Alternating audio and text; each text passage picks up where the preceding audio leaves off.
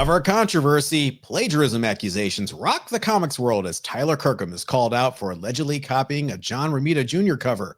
What is the line between theft and homage? Allegedly? Doom's Glorious Meltdown, our hot book of the week, Secret Wars number 10, sees Dr. Doom at his most unhinged.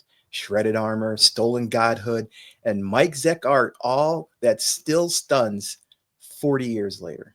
And romance gets weird. Wait. Just Married, number 108 from Charlton, isn't your average love comic. Leather, motorcycles, and jealousy add up to one of the most baffling covers of the 1970s and make it an oddity worth revisiting. We'll talk about that and a whole lot more. Boy, if that doesn't get you in here, it is Bronze and Modern Gods.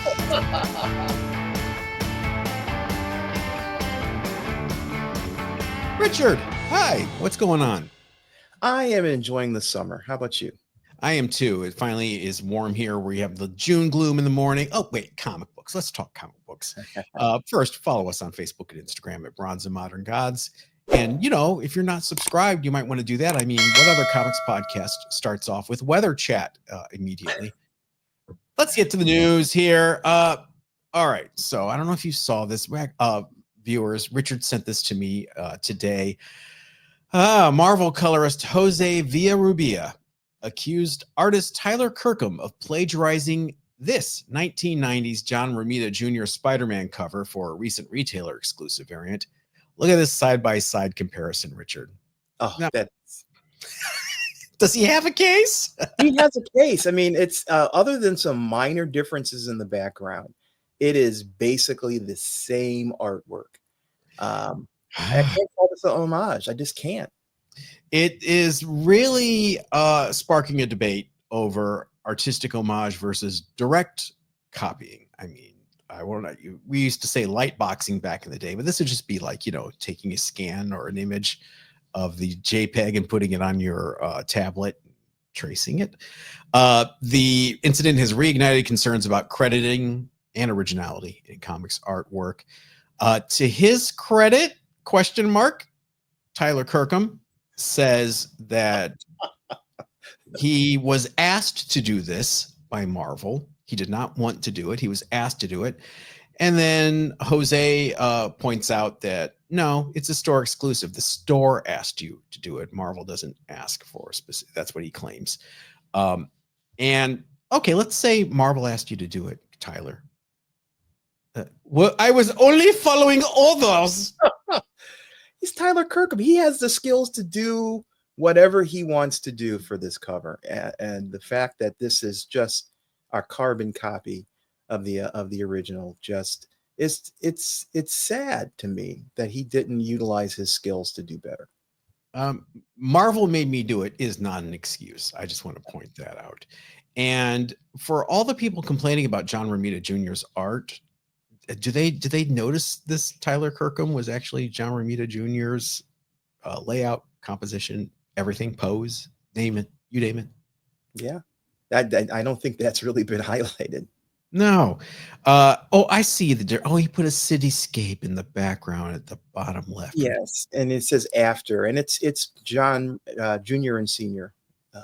Yeah, but you know, after you got to bring something to it, Ty. You can't just trace it. Sorry. Right. What do you guys think?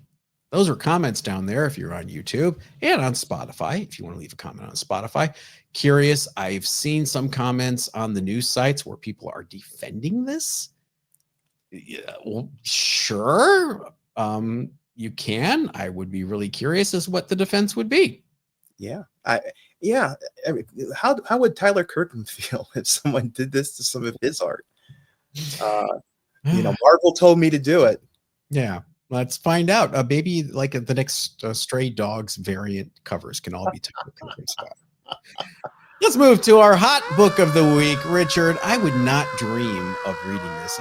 This is to you, my friend. Go for it. Yeah, this is cool. A hot book this week is Marvel Superhero Secret Wars number 10. Marvel back in 1985. This was the hotness back then. It's an iconic Dr. Doom cover with him standing there being blasted. His armor is shredded and his cloak is barely hanging on. But he's not giving up. It's Dr. Doom 100%. This gruesome and unforgettable visual of Doom and his dismembered armor is brought to you by Mike Zeck. Mike Zeck does a great job in this series. This particular issue highlights Dr. Doom's psychology, showing his inner torment and his struggles and his ego drive, which is great because, you know, Dr. Doom is 100% ego. That's his character, arrogance before all else. As the penultimate issue of this 12-part saga, Secret Wars number 10 raises the stakes and sets up the explosive conclusion in issue number 12, with Doom now holding godlike power. Whoopsie. Not as pricey as issue 8, which is, of course, the first black suit Spider-Man. This is a fan favorite for Dr. Doom collectors. Know anybody? And often appears in top 10 Doom moments lists. Richard, do you have the newsstand and the Canadian price variants of this? I have the direct. I have the newsstand. I do not have a Canadian price variant. Me getting Canadian price variants is a target of opportunity thing. I don't necessarily feel I need that to be complete. But if I come across one, I definitely will pick it up. I haven't been to Toronto in probably 10 years. I think it's time to go to Toronto. I would love to. Let's the four of us go to Toronto. All right, let's do that. 90-day average for a CGC 9.8 is actually 90-day trend is down to $210, but a copy of this just sold in the last week for $379. So you guys tell me what the heck's going on. Wow, great book. 1985 was a great year. I mean, just for comics in general. It's not time for the old fart rule yet. I'm an old fart. It's always old fart time. You save those segues, buddy. Don't waste them. It's time for a little show and tell instead. Richard, just throwing away beautiful segues. You're right. That was a waste. Why would you do that? No theme, but really cool covers, including this one, Daredevil 130. Oh, I love that cover. Look at that. It is. And from the darkness, death. Beautiful all black cover from 1975. Super tough, but this is a 9/8 candidate all day long. Look at that. And yes, for everyone that's a regular viewer saying, have you let your mutual friend Forrest, aka DD Comics fan, know? Yes, I have, and he's buying it from me. I figured if he didn't have a copy that good, he would definitely want it. What are 9/8s going for? It's got to be a low numbers on the census. That is a great question that I did not research before coming on to this podcast to record. So you guys have GPA. Go on there, do it for you. For me. Always as a kid, I thought, oh, Ghost Rider crossover, but that happened earlier or later. So no, not Ghost Rider. What is your first show and tell book? My first book is something I didn't realize I had raw. I have a graded copy of this. I was going through my books, and you're going to hear me say one of the P word here. Iron Man and Submariner #1. Please tell me the P word is patina. Yes, it is patina. If you look at the edge, it's got a shadow around the whole book. I was wondering where you were going. It's not a cherry Pop-Tart title. But it's, this book is just, I just love the coloring for this era of books, the inks they use for the covers, and that kind of golden brown edge to it. Just to me adds to the vintage feel for this particular title. We call it Dust Shadow, by the way. Yeah, I know, but I like the look of it. I really do, because it's not a sharp edge like a lot of Dust Shadows are. It's kind of just a gradient to it. So yeah, I've got a graded copy of this, which is in my primary part of my collection. This is just a book that I happened to come across as I was looking for books to talk about. We have to have a live sale together. We haven't done that in a while. I was just thinking that today. Yeah, we have a live sale on YouTube. Would you guys care?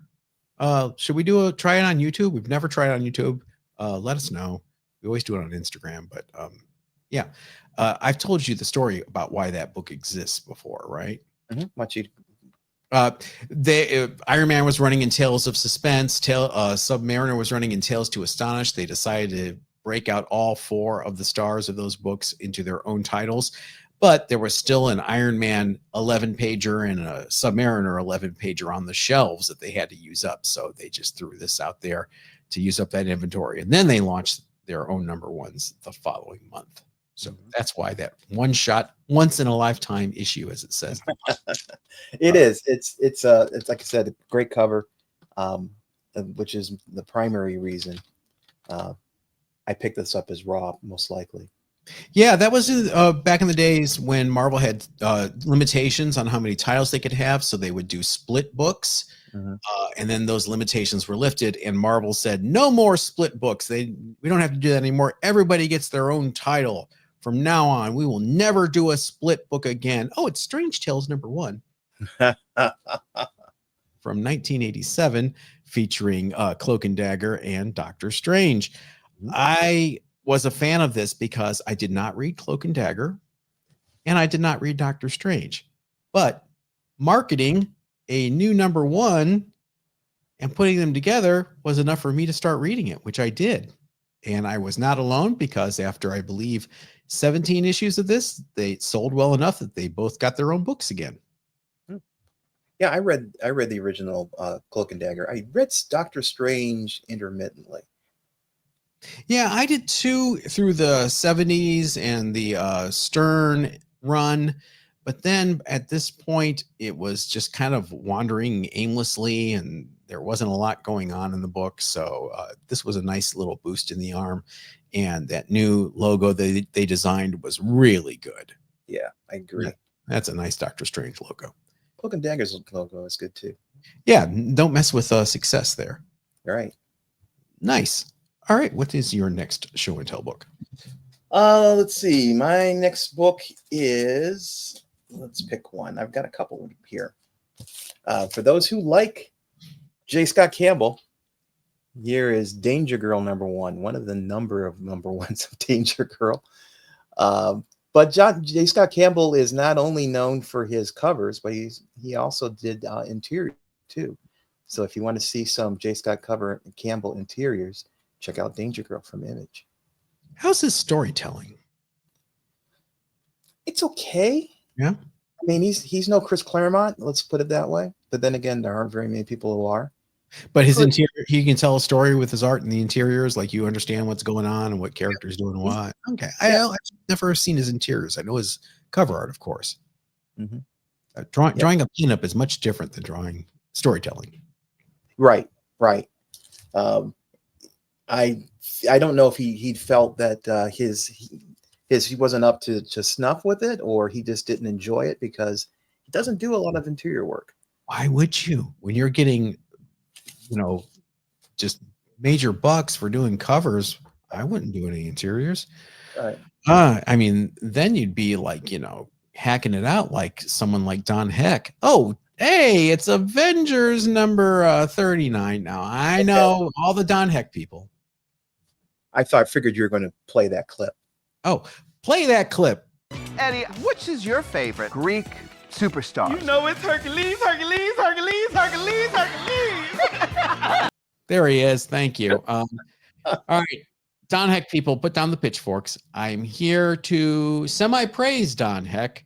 Wow. I looked through this again when I pulled it out for featuring, and the art inside is nice. I get it. It's stiff. It's scratchy. It's Don. That's what he is. I do have to point out my problems with this cover, though. Why are we looking at his back? This seems to be the most exciting thing happening, and it's relegated to the background. I don't know. I'm being picky. I'm picking on poor Don. But this was near the end of Cap's Kooky Quartet, which was Cap, Hawkeye, Scarlet Witch, and Quicksilver. At this point, Goliath and the Wasp had returned to the team. Hercules was sort of a member at this point. Look at this guy with the thing on his head. What is that? A hat? It's like purple nail head. Just a nice. I don't have a problem with the composition of this cover, and I don't have a problem with Don Heck today. Oh, today. Oh, did you notice that? Sorry. Go on. What is your next? I got a couple choices here. Dakota North. Do you remember this from back in the day? Yeah, could have been, should have been. Lots of controversy because are you going to talk about what it ripped off? No, go ahead. Ms. Tree. Yes. Yes, it is a Blatant. obvious ripoff of Mystery. Is that by Tyler Kirkham? Is it? No, I'm kidding. I'm kidding. Oh, geez. Yeah. I only bought issue number 1. Must have been when I was buying, I could afford to tell my LCS, if there's an issue number 1 that comes out, just throw it in my bin, because you only had every now and then issue number 1s as opposed to nowadays. But yeah, it's a ripoff of Mystery. She even dresses a lot like Mystery there. She even has bangs. Yeah. If anybody watched Kroll Show, do you ever watch Kroll Show on Comedy Central when it was on Nick Kroll? No. Character he does, Liz, just publicity. I got bangs. Go on. That's it. I just wanted to highlight this book as, it's the same kind of femme fatale gumshoe kind of title.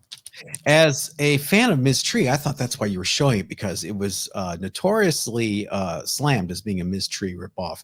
And there was a house ad at the time in Marvel for Dakota North, and it was her holding a gun, and it said "Style," Dakota North, bi-monthly for Marvel. So the Ms. Tree people responded with a house ad of their own, Ms. Tree in the same pose, and it said "Substance." Ms. Tree, the original. That's great. Love it. Little sniping back there.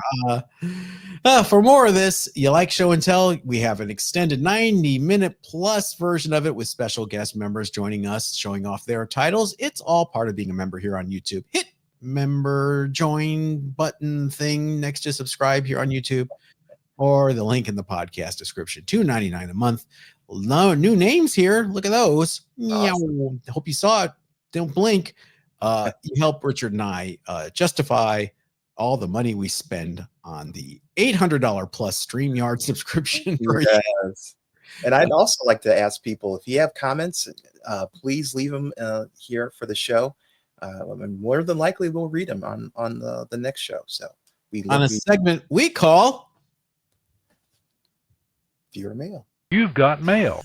The least energetic viewer mail I've ever. Yeah, I am not the showman that you are. I give him a chance, people.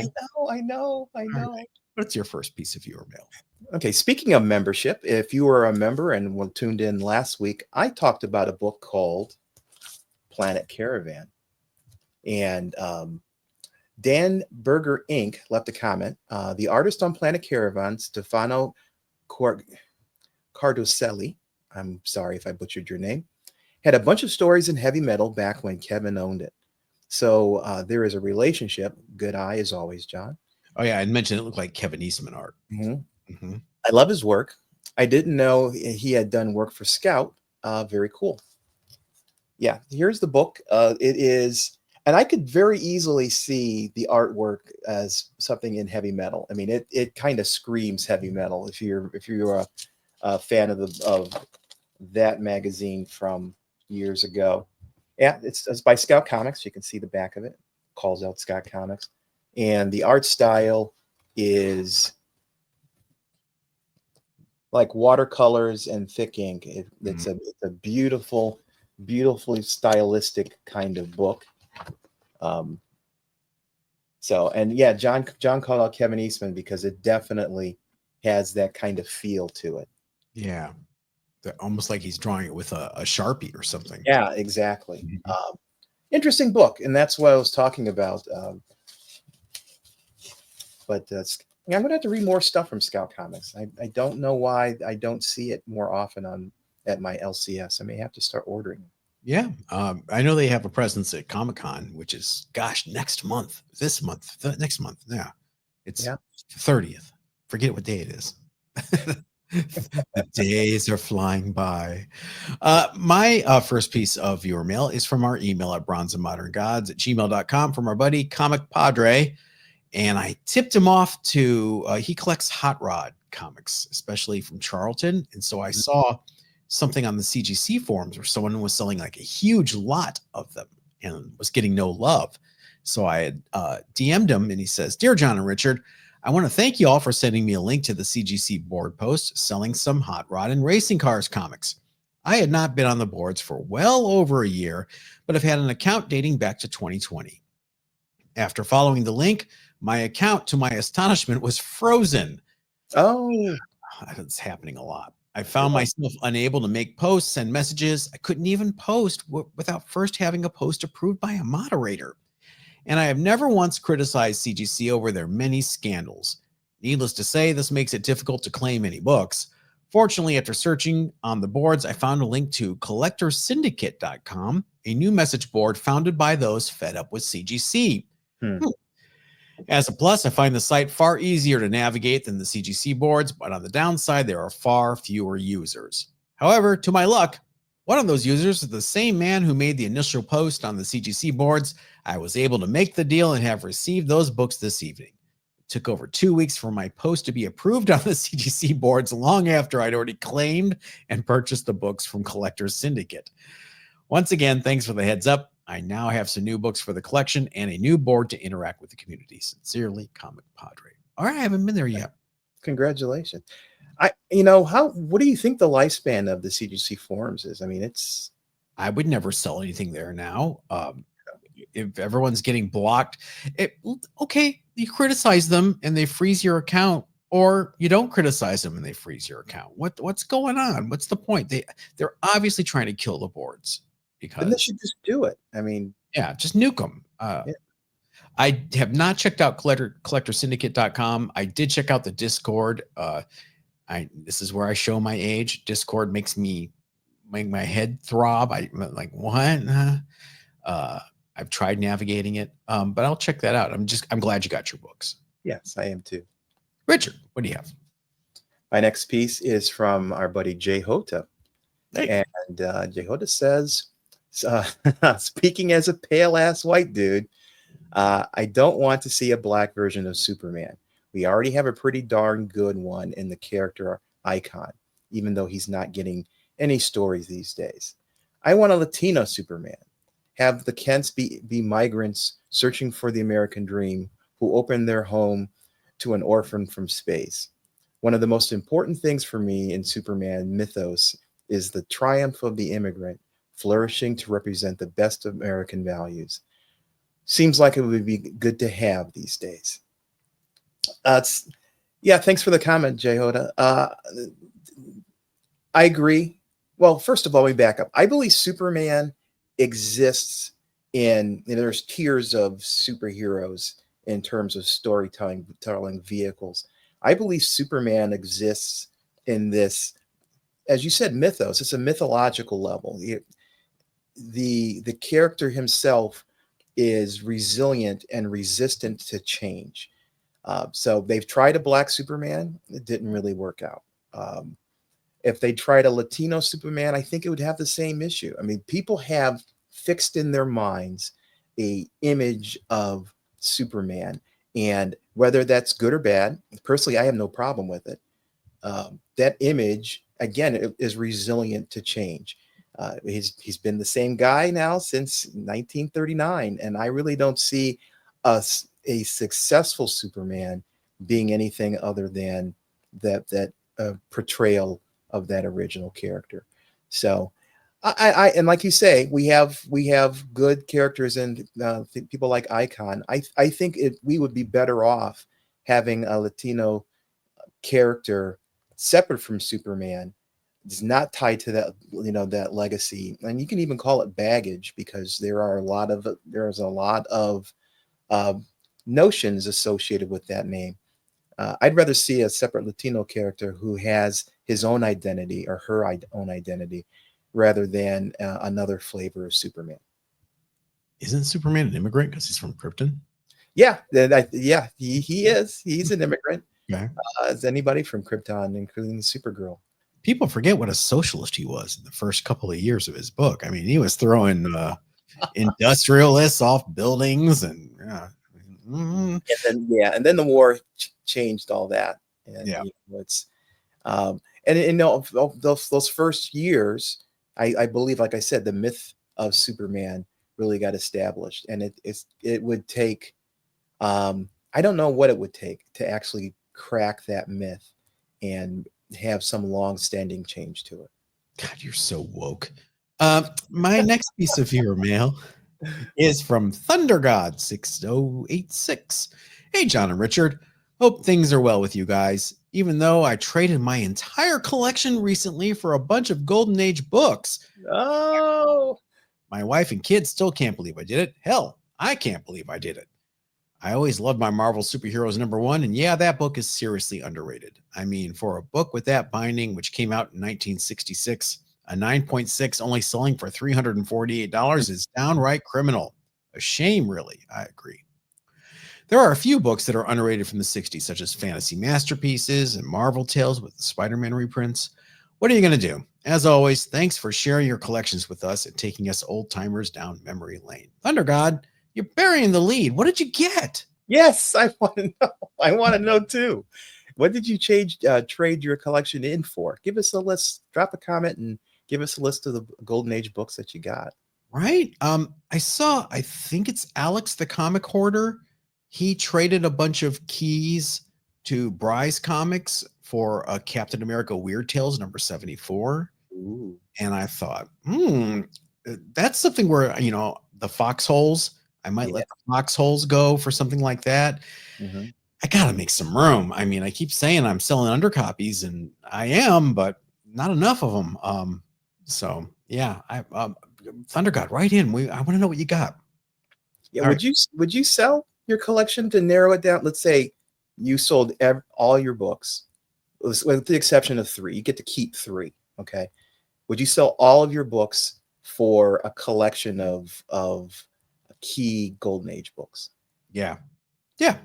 It depends on what the golden. I mean, I don't want Miss Furies. I mean, Obviously, things like caps. yeah. Uh, Oh, you forget my trepidation now is I've done this twice, yeah. and I've regretted it both times, sort of. So I'm trying I'm trying to do it without regrets this time. Right. Right. The first time was really regretful because even my caps, I was like, I was done. I'm out. Got a truck, brand new Ford Ranger. It was purple. Remember that purple 95 Ford Ranger? Yes. What was I thinking in Ohio with no weight in the back? So fishtailing every time a little bit of snow fell. Oh, what's your next piece of your mail? My next piece is from our in-house archivist, Glenn Simpson. Who will be a guest on Thursday's live stream, by the way. Awesome. I look forward to seeing you, Glenn. He has a question. When you approach a vendor at a con or maybe go into a new store, what is your method for processing what they have? Do you scan the wall books first, then look through all the boxes, dollar and otherwise, and look at everything? Or do you start with stuff on your want list and look through whatever might be organized or some other way? Me, I have long since filled the runs that I need to fill. So I don't go looking through dollar bins or books to fill runs. So my method is when I come into a con, I will go a circuit around everyone and look at the wall books just to see what people are promoting, because wall books mean they feel that those books are going to sell. So you look at the price, you look at the books, you get a feel for kind of what people are actually thinking they're going to move. And then I look at the prices and determine, is there something in that initial scan that I want to make an offer on.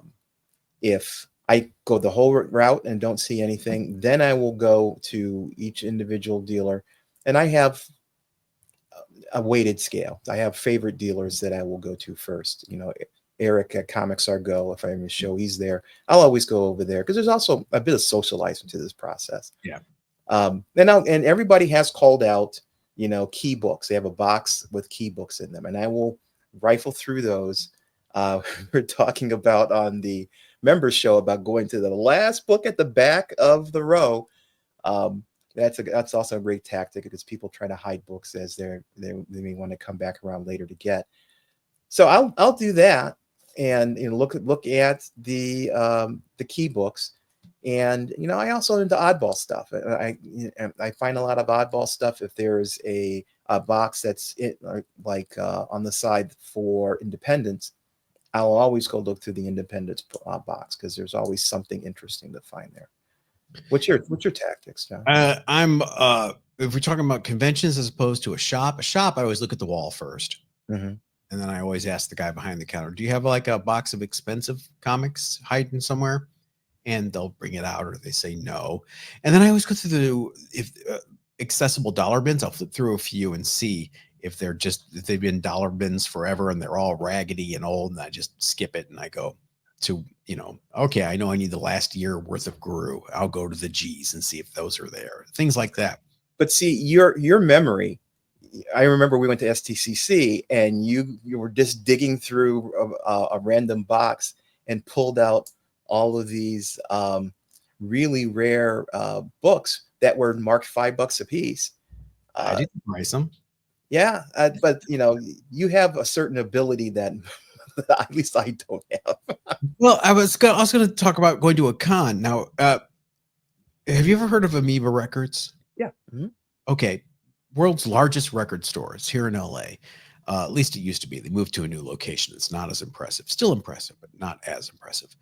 I'm a music guy. You guys know I love music. I go in there and I'm paralyzed. I don't even know where to start. It's too much. It's almost like Spotify. You open up Spotify, all this new music, everything. What am I going to listen to? The same stuff. Human League, again, for the 8 billionth time. How many times can I listen to the friggin' Human League's Dare? The answer is not enough. I feel the same way when I go to conventions, and the memory that Richard's bragging about that I have goes out the window. I forget my eternal want list and I just start looking. Oh, there's a romance comic with a really cool cover I've never seen before. I think I'll buy that. Why am I buying that? So then I've started putting stuff in my phone notes, right? Mm-hmm. And then I forget to look at my notes when I'm at the show. So it's just really what catches my eye and drags it 15 feet. So, Glenn, wish I had a better answer. Rick Bowe says he read Alpha Flight until issue 67. We were talking about Alpha Flight last week. Mm-hmm. John Byrne never had a plan for Alpha Flight when he co-created them. That's why he did the story about the characters rather than the team. He was happy to trade them for the Incredible Hulk. That is very true, Rick. Byrne has been on record many times saying, I didn't want to write this book, but boy, were the royalty checks delicious. Well, there's that. Yeah. But yeah, it's great that you stuck around till 67. A couple of you were hardcore Alpha Flight people. We had a viewer mail last week from someone that was addicted to Alpha Flight, needs an intervention. He had how many copies of 19? Oh, yeah. So it's everyone's favorite comic. Every comic is someone's favorite comic. Richard, you were talking about how great 1985 was earlier. Can you bring that up again? I sure was. 1985, year of Secret Wars. What else came out in 1985? Let's find out in a segment we call the Old Fart Rule. All right, we talked about Secret Wars. Also had a toy line. Actually, it was created to promote the toy line, the Secret Wars toys. Every character had a shield. Captain America standing in the background going, wait a second. That's my shtick. That's me. DC kind of jumped on the train with, I believe it was Kenner and the Superpowers line of figures. And this is Superpowers #1 from 1985. This is the second Superpowers miniseries, following up one from 1984, which was only plotted by Jack Kirby. This time, you got a miniseries drawn by Jack in one of his final comic book works. This is after Pacific Comics had gone away. It's not prime Jack, but it's interesting Jack, to be fair. I do like the inking from Greg Theakson. Do you like his approach on Jack's pencils here on the cover? Yeah, they're pretty good. I mean, he kind of corrects a lot of the later Kirby wonkiness. The dark side is really cool with the teeth and everything. It's a bit of a treat to see Jack Kirby drawing Firestorm. Yeah. And the Martian Manhunter and Red Tornado and Batman of all people. Superman, yeah. Yeah. For superpowers, a high grade raw will run you about $10 on eBay. But why would you spend $10 on a raw when a CGC 9.8 will cost you $31? Wow. Which is what it sold for in April of this year. Now that trade dress looks really familiar. It's okay. That's the logo they used on the figures, right? Mm-hmm. But the stars coming out, doesn't it remind you of one woman? It does. It does. But it's of the 70s, yeah. This is the second miniseries. There was a third one a year later, and it was drawn by Carmine Infantino. They would release another miniseries. They would do these miniseries when the figures had new waves of figures. So the last wave of figures was like samurai and really obscure characters. So you'll see them featured in the comics, and it's for kids. Mm-hmm. It's not for the more discerning adult reader, but it is really kind of cool to see Jack get a payday. That's what this was really about, because Jeanette Kahn and Paul Levitz had worked it into his deal. He never got royalties for the New Gods. So what they did was they put the New Gods in the Superpowers collection. And as a result, he now got royalties. Oh, it's nice. So that's why you had an Orion figure with a new costume and Mr. Miracle and Calabac and Darkseid. So good on you, DC, for treating creators fairly. It's time for our underrated books of the week. Richard, you are heading to the UK yet again. Yes, I am. I was thinking about what to talk about this week and realized I had never mentioned this book. Strontium Dog, #1, Fleetway Comics back in 1985. This is you can't call it a spin-off necessarily, but it's in the same kind of art style as Judge Dredd. Created back in 1978 by writer John Wagner and artist Carlos Ezquerra for Star-Lord, and later it got moved to 2000 AD after Star-Lord got canceled. But Carlos's artwork is just iconic here. It's so recognizable in this title. Set in a post-apocalyptic future after a great nuclear war of 2150, where radiation has caused widespread mutations in humans. The protagonist, Johnny Alpha, who's there on the cover, he's born with telepathic powers and X-ray vision and becomes a mutant bounty hunter for search/destroy agency. The name Strontium Dog comes from a reference to strontium-90, which is a radioactive byproduct of atomic bombs. And it's known for its kind of gritty Western style. That's a Western tone to the book. I love this thing. I would read Judge Dredd, and I would also read Strontium Dog. And there are a couple other titles that were in that same kind of art style, that same, I don't want to call it a universe, but that same kind of art. And Strontium Dog was a really interesting title. I'm surprised I've never talked about it before. It features things like missions that involve Adolf Hitler, and it also does some cross issues with Judge Dredd as well. The last news story about Johnny Alpha was published in 2016, and after Carlos's death in 2018, there are no news stories, but there's always anthologies that includes a Strontium Dog in there. So I'm hoping we'll continue to see reprints of his work over the years. Look at his helmet. His helmet is quite weird. It looks like a little doggy. See the eyes and the nose and the ears? This book is cheap. You could buy this book on eBay all day long for $5.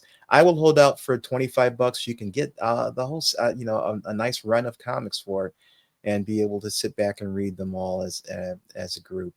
It's a great book to read in times like this in the summer. It's not a heavy book, although the themes are heavy. It's not a heavy to read book. The concept in it are nice and easy to grasp. If you like Judge Dredd, you'll love Strontium Dog. I just want to scratch behind the ears of his helmet. Come here, you little Strontium Dog. My underrated book of the week is Just Married, number 108, from Charlton Comics in 1975. Yes, it is a Charlton romance title. Richard, what's going on this cover? Oh, I wonder why you picked this one, John. There is a loving couple in the foreground, and they're kissing. And in the background, there's a man wearing black leather. And are those chaps, or are those just leather pants? Those are thighless chaps as opposed to assless chaps, I suppose. A leather vest, studded leather vest. Yes, I forgot the studded part. You're right. Full furry chest with sideburns. I believe that's supposed to be a motorcycle behind the leather daddy there. And just who is he angry with? That's a good question. That is kind of intriguing for this cover. What is going on in 1975 in Derby, Connecticut? Dear Lord. This cover is by an artist named Enrique Nieto, who did a lot of very 70s looking covers for Charlton. I kind of collect his stuff. It's very stylized. It's borderline psychedelic. He does some interiors as well as very unique art style. Mm-hmm. I believe he only worked on the romance titles for Charlton. This cover is insane. I have to have this cover. I can't live without this cover now because it's just hilarious. Sells for about $8 in a very good on eBay. Someone's got what they claim is a very good fine copy on eBay now for $29. I'm not paying $29 for this book. It is a toughie though in grade. But anybody out there with a copy of Just Married 108? Number one, why would you have this? Number two, can I have it? Are we assigning our own interpretation of this book? How can you interpret this any other way? No, I'm trying. I'm reaching. I agree with you. I'm just wondering, we have biases and maybe they're in play here. Al Pacino just stepped off the set of Cruising and went to this house with his little bicycle / motorcycle behind him. Yeah, I think it would be easier to interpret it differently if it wasn't for the studs all over his helmet. I don't even know what I saw this and I thought my little brain went boing. I don't know what to say. He's mad at him, right? Yeah. Enrique, if you're out there, we want you on the show. That would be awesome. Open invitation, Enrique Nieto. Does Mike Grell know about this book? By the way, I want to wish Mike Grell well. He had heart surgery last week, or the week after, and he's doing well. I want to give him his shout outs and hope he's doing well. Finished The Warlord. I read the entire run of Warlord, even the post-Grell issues. Really? Oof. If there was ever a book that was so tied to its creator that just went into the ditch after he left, it is The Warlord. Really? Well, because, Mike Grell kept it away from the DC universe. It was its own thing. He leaves and, they've got him time traveling. He becomes president of the United States in this future world. Power Girl somehow finds her way into Scartaris, and the new gods and Darkseid invade. And it's like, what are you guys doing? Is the book selling this badly at this point? Oh, wow. That's too bad. Yeah. But Mike, that's just a long-winded way of saying we appreciate you. Feel better. And all of you, we appreciate all of you. Members, we'll see you Thursday. Everyone else, we'll catch you next Monday. Yep, everybody. Stay safe.